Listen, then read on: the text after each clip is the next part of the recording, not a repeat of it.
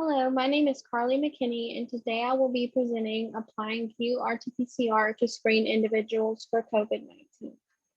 In order for Belhaven University to have in-person classes this semester and for both the student body and professors to feel safe in doing so, the administration at Belhaven University decided that we would begin conducting asymptomatic surveillance COVID testing of the entire campus for the spring semester. In this presentation, I will be discussing our protocols for conducting COVID analysis and the RT-PCR protocol that was decided upon as our method of analysis. What is PCR? PCR, or a polymerase chain reaction, is a biochemical process that allows for amplification of a single DNA molecule into millions of copies in a short period of time.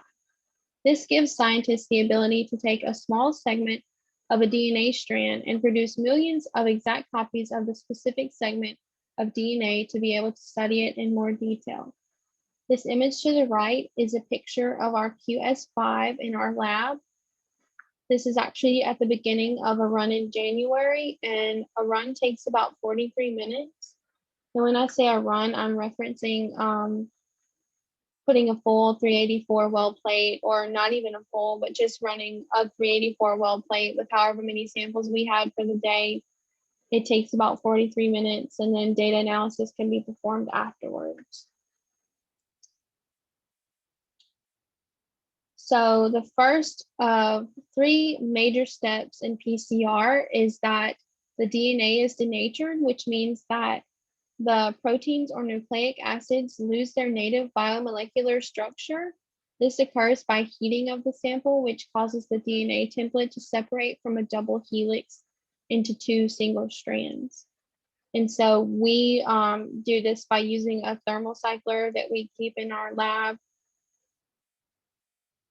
And so right here, you can see the double helix right here of the template DNA, and then they're split into two separate segments or two separate strands, the blue strands. And so next, a specific enzyme synthesizes two new strands of DNA. This occurs by annealing, which allows for short DNA molecules called primers to bind to flanking regions of the target DNA. And this can be seen right here where they were bound to the flanking regions of the template DNA.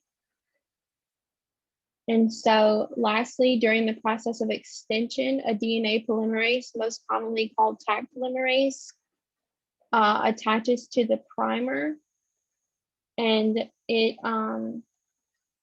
extends the 3' end of each primer along the original strand, which now acts as a template strand.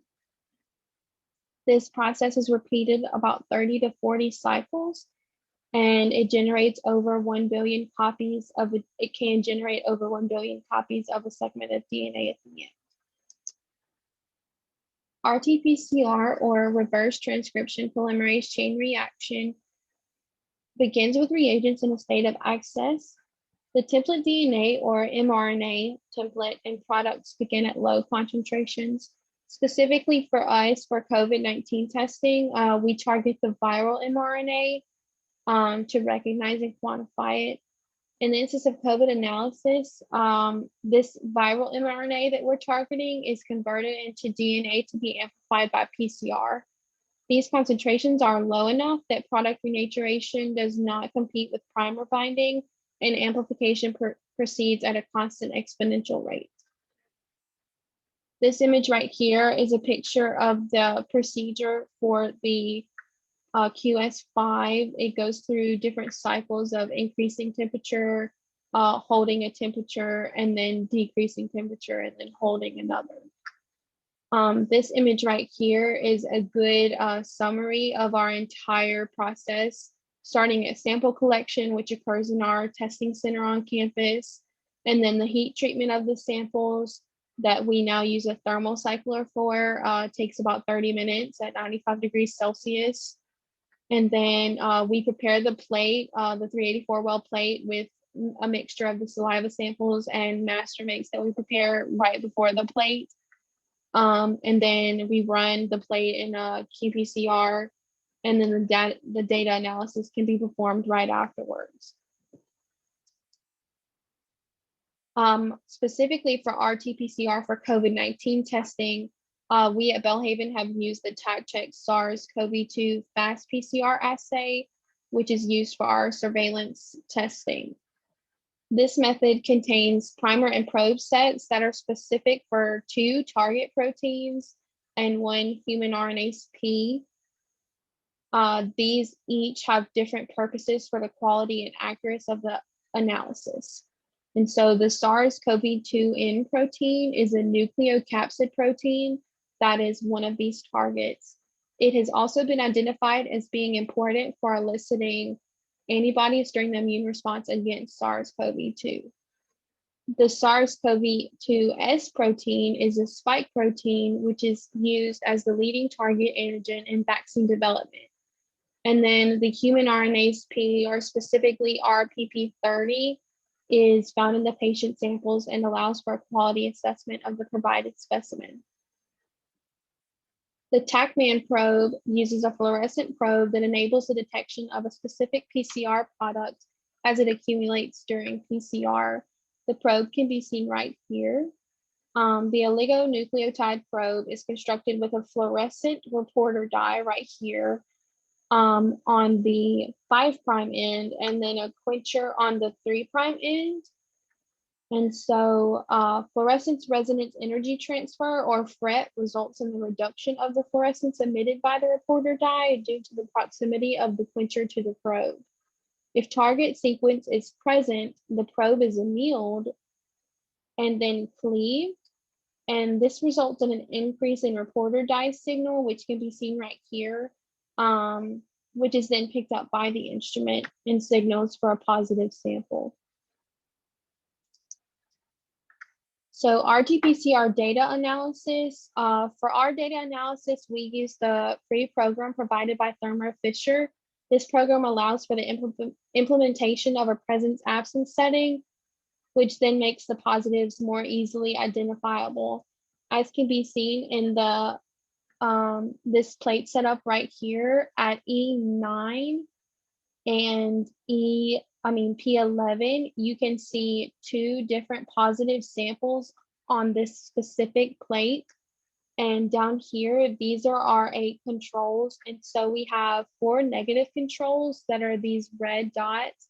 And then we have 4 positive controls, which are the blue.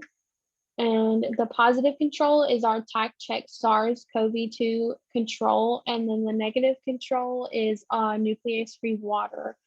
And so down here on this amplification plot, you can see our 4 positive controls right here, and then the 2 positive samples that crossed threshold a little bit later than did the positive control. After data analysis, any positive individual is contacted and offered the option of a diagnostic test. If they decide not to get a diagnostic test, they will be quarantined for 10 days. And anyone who they've been in contact with will also be quarantined for 10 days. If they do get a diagnostic test and it comes back as negative, they will be released from quarantine, as well as any individuals who were quarantined as a result of their positive test. As a conclusion to my presentation, I would like to thank the professors that have worked on the planning for this in the lab and on the analysis. Without Dr. Shelley Smith, Dr. John Neiswinger, Dr. Brandon Majors, or Dr. Reed Bishop, none of this would have been possible. I would also like to thank my colleagues who have worked long and hard hours, even before the semester began and on the weekends. And during the semester, while also being full-time college students, it's been a privilege to work alongside them. Thank you for watching this presentation, and I hope you enjoyed it.